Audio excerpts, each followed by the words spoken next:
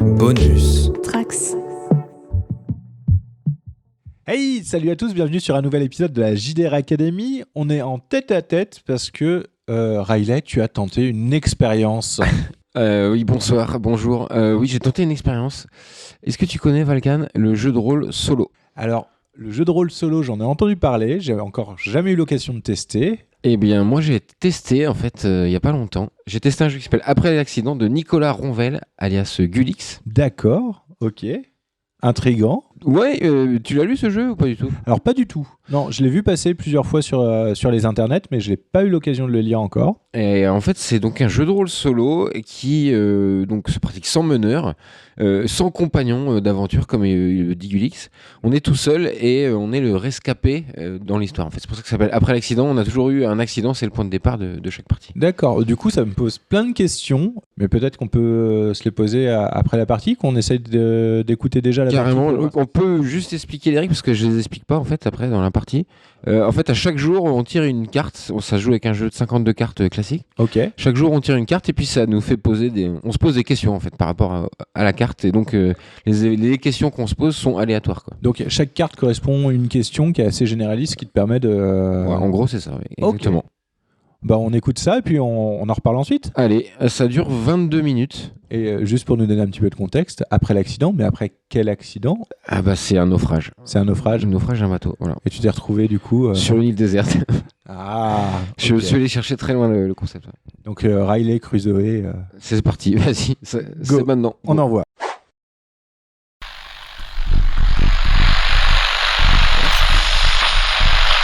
Je crois que ça marche. Ceci est un SOS.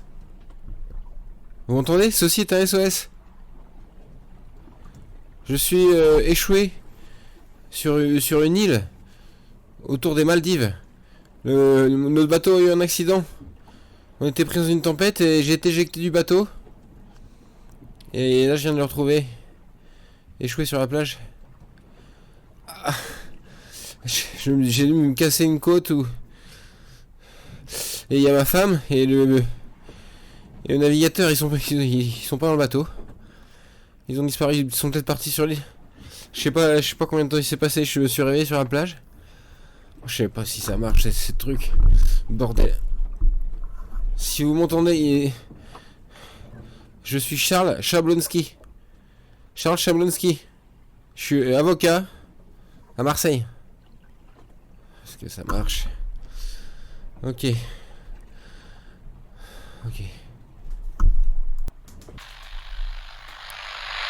Je ne sais pas si vous m'entendez. Donc j'ai décidé de rester sur le bateau échoué en attendant peut-être que Julia revienne. J'ai fouillé le bateau, il y a toutes ses affaires. Donc je sais pas, je sais pas quoi faire. Je vais rester sur le bateau. J'espère que ce message arrivera quelque part. Terminé. Je crois que c'est comme ça qu'on dit. Jour 2.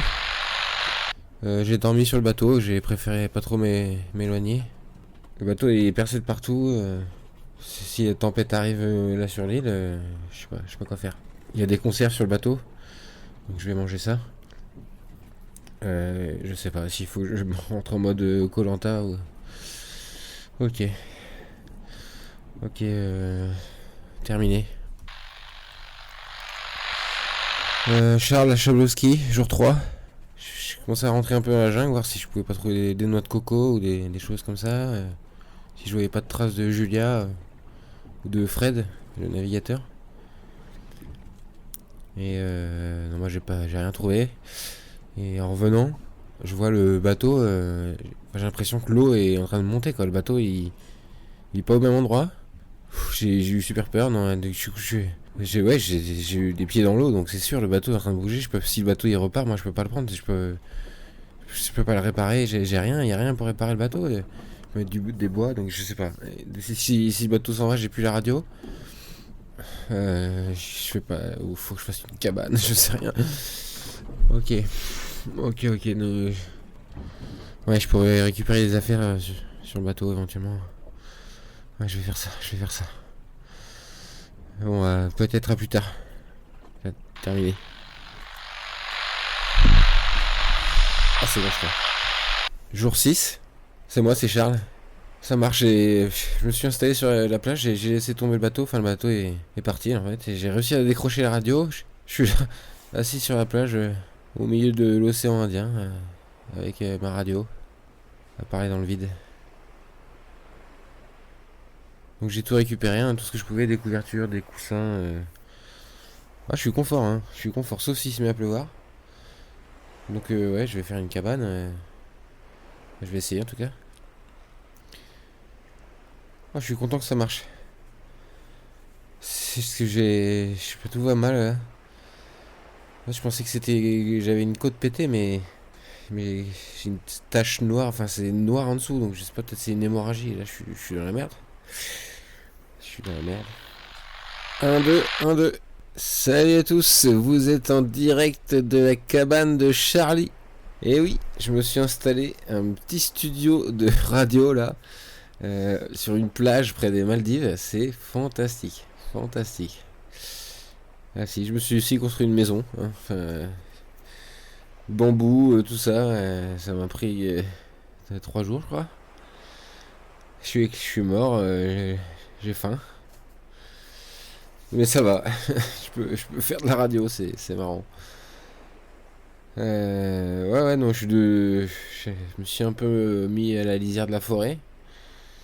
Je me suis un peu aventuré. Bon, je suis pas tombé sur de serpents ou de quoi que ce soit. Mais j'ai pas le choix, hein, s'il faut que je trouve à manger, peut-être que je me mette à chasser. Je vois pas trop de noix de coco. Puis si ou il y en a très haut, je secoue là, enfin j'y arrive pas. Voilà, mais au moins je dors au sec. J'ai pris des palmiers, je les ai tressés. Voilà, j'ai fait tous les. Ça m'a pris du temps, j'ai réussi, hein. Faut pas qu'il y ait une grosse tempête, hein.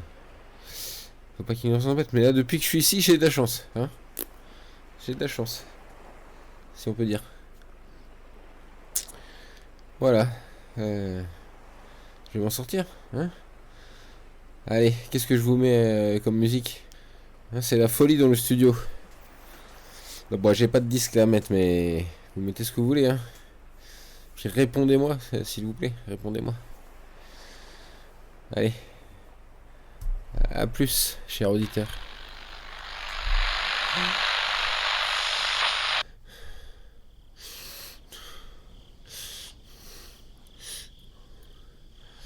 Je vais mourir tout seul ici. Y a rien. J'ai mal. Je crois que là, je vais faire une hémorragie. J'ai du mal à marcher. Mes jambes me font mal. J'ai faim, bordel. J'ai fait le tour. Et c'est tout petit en fait. C'est une pauvre île perdue au milieu de rien, quoi. Y a rien. Il y a une jungle. Sur de gros rochers au milieu. Et grosse colline et c'est tout, quoi. On la voit de loin, mais c'est hyper dense. Je vais pas y aller. Je peux pas crever. Répondez-moi.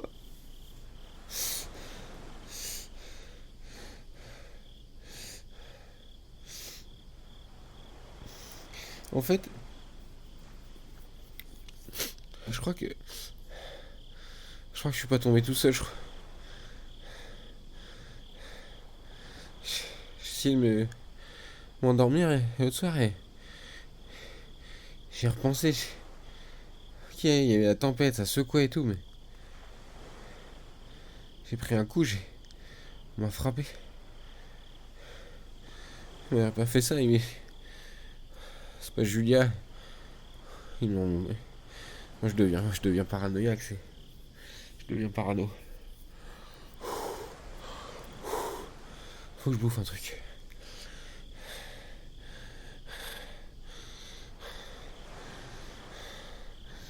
J'ai plus d'eau aussi, ça. Faut absolument qu'il pleuve en fait. Je voulais pas qu'il pleuve, moi je veux qu'il pleuve, quoi. C'est trop dur, c'est trop dur. Si je fais le compte, on est dans la nuit de 15e nuit.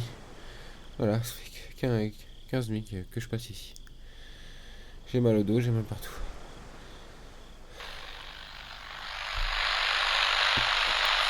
Allô, oui, c'est Charles. Je me suis rendu compte qu'en fait, j'utilise une batterie là pour vous parler. Et du coup, bah, j'utilise pas trop parce que ça va pas durer cette histoire. Euh, donc j'ai fait le compte. On est là, c'est le 20e jour, 20e jour sur cette île, sur l'île de Charlie. Ah bah je me suis installé, hein, si on peut dire. Et alors ça, faut que absolument que je vous raconte. Euh, une nuit, voilà, j'entends des bruits, je vois des petits yeux rouges, je me dis qu'il y a des lapins ou je sais pas quoi.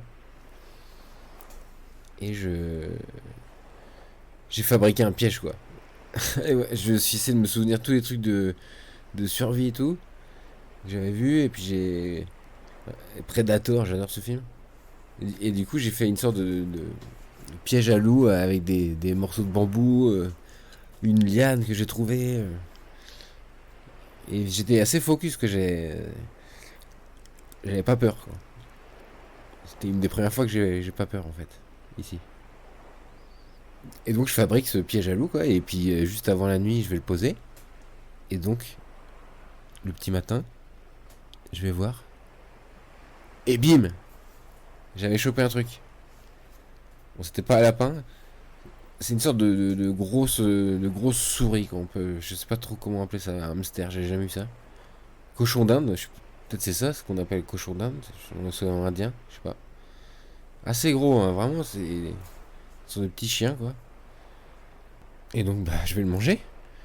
Un truc que j'ai chassé moi quoi. Là, je suis assez content. J'ai mal aussi. Enfin, bah, voilà, j'ai une tache noire, ça fait presque la moitié de mon ventre, mais ça me fait plus mal quoi. Et j'ai pas l'impression que ça grandit. Je sais pas si l'hémorragie ça peut se stabiliser comme ça, je sais pas. Bon, en tout cas, c'est assez con à dire, mais ça va. Allez, terminé.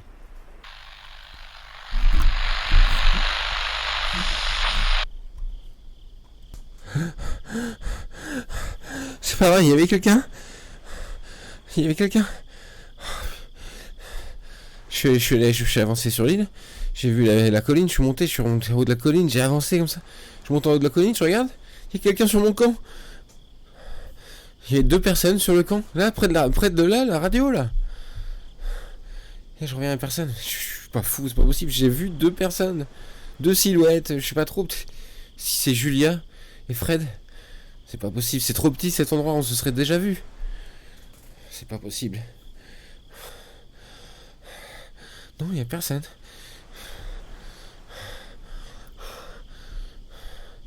C'est quoi ça? C'est quoi là-bas? Il y a quelqu'un là-bas. Hey! Hey! Attendez! Salut, c'est Charlie. Et c'est. Comment vous appelez? Attendez, parce il dessine dans le sable. Il peut pas parler. Ça, c'est le soleil? Le- Je vous appelle Soleil. Oui, on parle pas la même langue. C'est un souci pour cette émission, hein. Donc oui, bah il y avait quelqu'un, il y avait bien quelqu'un sur mon camp, et c'était Soleil qui était là. Et il est seul, j'ai pas trouvé qui, je sais pas, il y avait quelqu'un avec vous? Lune, excusez-moi. Euh, ouais, ma tâche, elle grandit. Ah, c'est pas normal, d'accord.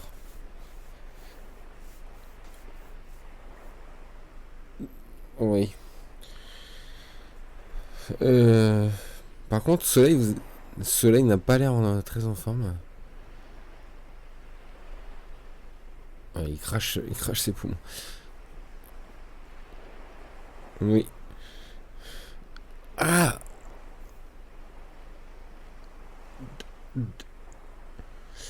En fait, il vient de me montrer, si j'ai compris, la tache recouvre tout votre corps, Soleil. La même tache que moi.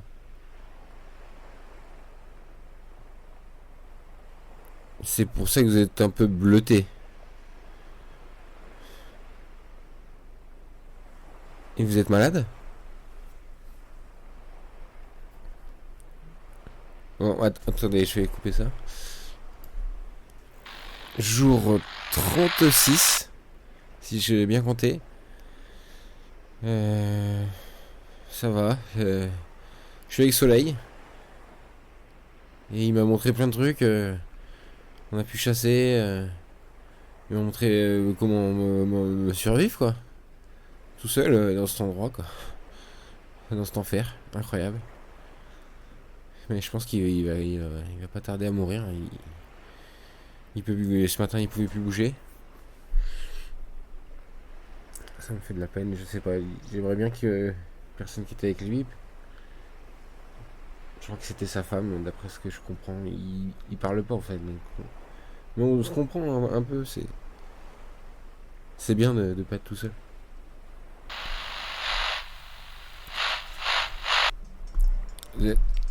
Je sais pas si vous entendez derrière. En fait, depuis ce matin, il y a une musique. Il y a une musique sur l'île. Je vous promets. Donc j'ai essayé de suivre la musique. J'arrive au niveau de la colline centrale. Juste il y a la cascade à droite, je monte à gauche. Et j'arrive juste au-dessus de la cascade et là, il n'y a rien. Il y a juste petite flûte. Toute seule, mais il n'y a personne. Voilà, donc clairement, je suis pas tout seul. On n'est pas tout seul, Soleil et moi, sur cette île. Voilà. J'ai plus trop d'espoir que ce soit Julia. Ou ni même Fred. De toute façon, Fred n'a plus de bateau, il sert à rien. Peut-être d'autres gens. Je sais pas. J'aimerais bien soigner Soleil. Peut-être il a des amis ici, je sais pas. Mais ils sont où? C'est impossible, l'île est trop petite. Ou en dessous? En dessous de... Mais... Soleil! Soleil, il faut que je vous demande un truc. Ici Charlie, 41e jour. Je viens d'enterrer Soleil. Un peu plus loin. J'ai pas voulu le jeter à la mer. J'ai enterré. Voilà, il est mort dans son sommeil. Je me suis réveillé ce matin. Voilà. Et donc, si j'ai tout compris et tout ce qu'il m'a dit, il y a un passage et on peut aller en dessous. Il y a un truc sous l'île. Il y a des gens, quoi. Enfin, des gens comme lui. Faut que j'y aille. Donc, je vais ratisser tout. Je vais tout ratisser. Ça commence à me refaire mal. Je vois que la tâche grandit. Je vais finir comme lui. Je vais finir par mourir. Je sais pas depuis combien de temps il était là. Un matin, il m'a dessiné un bout de terre et un autre morceau de terre. Enfin, j'ai compris que c'était comme si c'était décroché. L'île sur laquelle on est, c'est décroché de quelque chose. Jour 50. 50 jours que je suis là. Je trouve pas l'entrée de ce passage là. J'ai fait passer mes journées à ça, à quatre pattes, dans la jungle, vous imaginez. Bon. Je vais trouver, hein, je vais trouver peut-être si c'est. Je vais crever de faim de toute façon. Avec ce qui me reste. Je sais pas, faut que je me rationne quoi. Dans une semaine, dans 10 jours peut-être. Après j'ai plus rien quoi. Si je trouve pas un truc, je vais essayer de pêcher. Les journées sont longues, je suis épuisé, je suis à bout de force. Ça va aller. C'est terminé.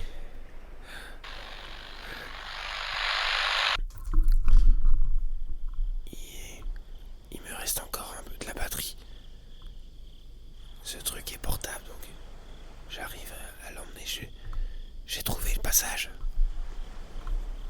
C'était à l'opposé de mon campement, juste derrière la colline. un passage dans les bambous. Et là, je suis tombé sur une sorte d'entrée de grotte. Il y a des escaliers, je suis devant. Et il y a des torches enflammées. Il y a des gens qui doivent passer là. Je dis, c'est pas possible que j'ai pas vu ça avant.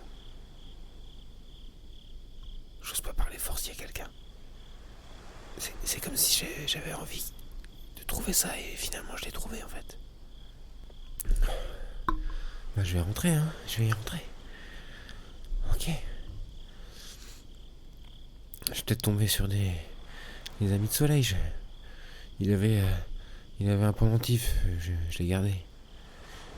Avec un symbole, une sorte de croix jaune. Allez, j'espère qu'on pourra se reparler. Souhaitez-moi bonne chance. Je descends. Je crois que je suis dans une sorte de prison, une vieille prison.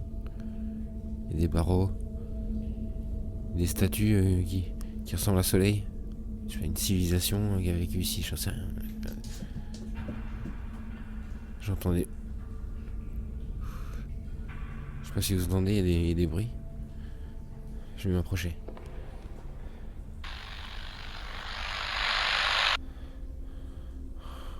La pièce est assez grande. Vous entendez ? Il y a des gens. Il y a quelqu'un.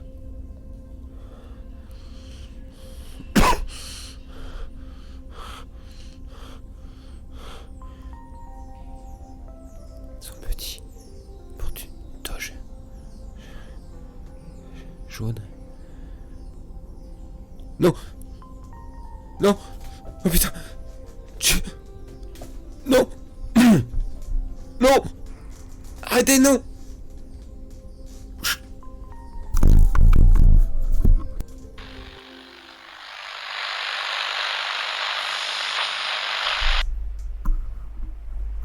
Oui. J'espère que ça marche, ça fait longtemps que j'ai pas utilisé. C'est Charlie. Ça fait 3 mois que je suis sur l'île, sur Carcosa. J'ai appris plein de choses. Donc ouais, je suis sur une île qui s'appelle Carcosa, où vivait un peuple en fait, qu'on appelle Maui. Ils étaient là depuis le début, c'est juste qu'ils ont appris à vivre en communion avec la nature, à vivre cachés. Ils m'enseignent tout ça. Ah, c'est des gens incroyables quoi. Je suis réinstallé sur mon campement, ils m'ont aidé, enfin je suis limite dans une villa, là je vous parle dans une pièce, j'ai 4 murs quoi, c'est... Apparemment on peut pas quitter Carcosa une fois qu'on arrive à Carcosa. C'est une île particulière. Mais je me sens bien en fait. Je sais pas si j'ai envie de partir, j'ai pas envie de partir, enfin. Je me sens bien. Voilà, je vais essayer de reprendre. Enfin, si vous entendez le message, venez me chercher quand même. Enfin, envoyez des secours, mais bon, là, vous savez, 3 mois, j'y crois plus. Allez, je vais essayer d'enregistrer plus souvent. Terminé.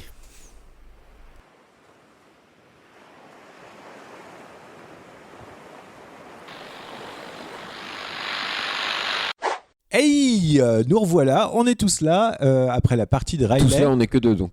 Ouais, mais toi, moi et nos chers auditeurs. Ah, bien sûr. Super partie. Ouais, alors oui, c'était une expérience assez. Donc forcément, on est tout seul, c'est différent, mais je voyais pas d'autre façon de faire que de m'enregistrer en fait. Ouais, ça donne un côté vraiment très très sympa, le fait d'avoir une sorte de journal de bord du rescapé avec un petit peu de tout ce qui se passait et tout ça. Je trouve que ça a été bien amené en plus dans la fiction, ça donne un déroulé qui est sympa, ça donne envie de savoir ce qui t'arrive aussi à la fin parce que ça s'arrête un peu comme ça quoi. C'est vrai, je suis pas allé au bout de tout le paquet de cartes en fait quand j'ai D'accord. joué exactement. Je sais pas, j'ai fait 2 tiers, je pense. Ça c'est prévu du coup de pas aller jusqu'au bout du type Non, 4K? c'est pas prévu. Enfin, après, Gulix dit qu'on joue aussi comme on veut, mais je voulais surtout faire l'expérience et puis voir ce que ça donnait. Et puis je me suis senti aussi obligé de mettre dans l'histoire que j'avais trouvé un magnétophone, enfin que je pouvais m'enregistrer vraiment quoi. Ouais, pour justement garder un petit peu cette cohérence dans la narration du coup. Et ouais. Puis, Et du coup, parce que je vois pas comment jouer le jeu, je me vois pas tout seul en fait. Chez moi jouer au jeu et puis qu'il y ait pas quelqu'un pour soit m'écouter, j'en sais rien. Enfin, de me faire tout seul et puis voilà quoi. Ouais, c'est ce que je veux dire. Ouais, t'es pas dans le même esprit que quand t'as un livre dont vous êtes le héros dans les mains et tu notes tes trucs à côté pour justement avancer dans l'aventure. Ouais, parce que t'as un livre, enfin tu lis un livre, là tu dois créer une histoire tout seul, donc tu dis quels sont les meilleurs rebondissements. Et du coup, c'est vachement basé sur l'improvisation forcément. Bah oui, du coup, ouais. Et le jeu tient super bien la route, le système est super, hein, c'est vachement inspirant. Heureusement qu'après tant d'années avec les académiciens, niveau impro, tu gères maintenant. Oui, si on veut, mais enfin le fait d'être tout seul, c'est totalement différent. Donc ça m'a plu, je sais pas si je réessayerai ou sur peut-être un autre jeu pour voir. Ouais, mais... j'ai vu qu'il y avait d'autres jeux, il y avait The Wretch aussi, il y avait d'autres jeux qui parlaient Là, c'est où t'es naufragé dans l'espace, hein, entre guillemets. En fait, a priori, t'es dans un vaisseau spatial et toi et ton équipage, vous avez réussi à expulser une créature qui a tué le reste de ton équipage et tu es tout seul dans le vaisseau mais tu entends encore des bruits à l'extérieur et donc tu tiens le journal du bord du capitaine. Ah oui, quand même. Voilà. Ouais. Ah, ça peut être sympa aussi. Ouais. J'avoue que ça peut être assez intéressant. Après, effectivement, du coup, c'est vrai que j'ai l'impression que les jeux de rôle solo, ça te donne envie de l'enregistrer, ça te donne envie de le transmettre aussi, transmettre un petit peu ce qui s'est passé, parce que du coup, on arrive sur des espèces de petites nouvelles, en fait, audio ou vidéo. Puisque je suppose qu'on peut le faire. Ouais, sûrement, ça se fait en vidéo. Il y a des gars qui ont dû le faire sur Twitch. Et puis tu peux le faire aussi sous forme de journal écrit, en fait. Tiens, tu peux tout simplement. Ouais, tout à fait. Tu tiens un blog. Ça peut être tweet, par exemple. Tu vois. Ah ouais, sous forme de tweet, ça peut être intéressant. T'es perdu quelque part dans les internets, tu tweets pour t'en sortir. Avant que Twitter explose. Après l'accident, le rachat d'Elon Musk, c'est ça. C'est moche. Et toi, du coup, ça te donne envie, la partie, ça t'a donné envie d'essayer du coup? Bah écoute, la partie m'a donné envie d'essayer. C'est vrai que j'avais vu un petit peu passer la couverture après l'accident où on voyait un virage, etc. Je m'étais dit, qu'est-ce que ça va être? Les jeux sur les voitures, ça m'intéresse pas des masses. En plus, je sais que Gulix, il avait fait, je crois, un dernier tour de piste, un jeu de voiture. Un jeu Force Drama où tu joues des pilotes de course. Donc pour moi, tout était lié un peu. On était un peu dans le Gulix-verse. Et donc on allait parler des courses de voitures et de drama de pilotes, mais en fait pas du tout. Ouais. Parce que là, on te dit au début, tu choisis toi-même le cadre du jeu. Moi, j'ai pris l'île déserte. Étonnant. Voilà, bref, parce que j'aime bien ça, mais c'est très classique. Parce que après, tu vas nous expliquer pourquoi Lost c'est génial, c'est ça? Bientôt, je vous explique ça. Je ne sais plus ce que je voulais. Ah oui, Gulix, il a sorti après, il a sorti des contextes aussi, des cadres. D'accord, ok. Pour cadrer le jeu, parce que là, on se donne aucune limite. Enfin, on se les impose directement, mais un peu comme ce qu'ils ont fait avec Fiasco, ils ont sorti ensuite des contextes, des cadres derrière pour aller plus loin. Je ne sais pas si vous, auditeurs, vous avez envie de tenter l'expérience solo. En tout cas, si vous avez envie de tenter l'expérience et de l'enregistrer en audio, n'hésitez pas à nous contacter parce que du coup, ça peut être intéressant aussi c'est une bonne idée, de diffuser un petit peu ce que vous avez fait aussi et puis peut-être en réponse, en écho à l'épisode de Riley. Est-ce que vous allez vous retrouver sur la île déserte? Sur la même île qui s'appelle Carcosa. Hein. Il s'appelle Carcosa, bah oui. C'est original aussi. Ouais. Ah ouais, écoute. On était en plein dedans, c'est pour ça. J'ai pas relevé. Ouais. Voilà, non, très bonne expérience sur les jeux solo. Je sais pas si on peut en dire plus, on n'est pas des experts. À l'occasion, je retenterai l'expérience, mais peut-être pas sur après l'accident du coup, parce que je vais pas faire un accident dans le désert. Ou alors, faut changer de forme, tout ça. Eldercraft avait sorti les RPG Book, qui étaient des livres dont vous êtes le héros, plus ou moins, avec la possibilité de le jouer soit en duo, soit seul, soit carrément de le prendre pour en faire un scénario de jeu de rôle d'une partie, on va dire, plus classique. Peut-être que ça vaut le coup, effectivement, de regarder ce qu'on peut faire aussi avec ça, voir... il y a d'autres podcasts qui le font très bien, hein, le podcast dont vous êtes le héros et autres, mais sur du livre dont vous êtes le héros, ça peut être intéressant. Ah ouais, moi j'adorerais faire ça, ce serait cool. Et c'est vrai que le format JDR solo a l'air d'être plus radiophonique, plus fiction en fait. On se rapproche vraiment de la fiction. En plus là, j'ai volontairement pas gardé les tirages de cartes pour en faire vraiment une fiction. À voir, ça peut être... En tout cas, une partie très très intéressante à écouter. Puis Merci. un type de jeu très intéressant à découvrir. Ça donne envie en tout cas. Ouais, si vous dites-nous en commentaire d'ailleurs de cet épisode, si vous avez testé des jeux solo, vous nous recommandez des jeux solo, parce que c'est quand même une niche de niche finalement dans le jeu de rôle. Niche dans le jeu de rôle. Quoi. C'est vrai que on arrive sur des façons de jouer qui sont différentes, mais qui commencent à se démocratiser un petit peu. Vachement. Et dans le jeu de plateau aussi, il y a beaucoup de variantes solo maintenant. Ça, c'est à cause du confinement, les gens ne peuvent plus se voir les uns avec les autres. Ouais. Je ne sais pas, moi, je dis n'importe quoi. Si on diverge un petit peu, c'est vrai que moi j'ai vu que dans la partie jeu, le jeu de société a gagné des parts de marché ces 2 dernières années avec justement les confinements, là où d'autres jeux et jouets, en fait, les jouets plus traditionnels, typiquement pour les enfants et autres, ont vachement baissé, quoi. Donc je pense qu'on retrouve aussi un contexte où on joue de plus en plus en famille, mais c'est vrai que du coup pour les gens qui sont seuls, pour les gens qui sont seuls dans leur appart parce que loin, effectivement le mode solo des jeux de société c'est quand même bien agréable. Ouais, quand c'est bien fait surtout. Oui, ça c'est évident. Enfin bref, après l'accident, bon jeu, à essayer. Et puis c'est tout. Ouais.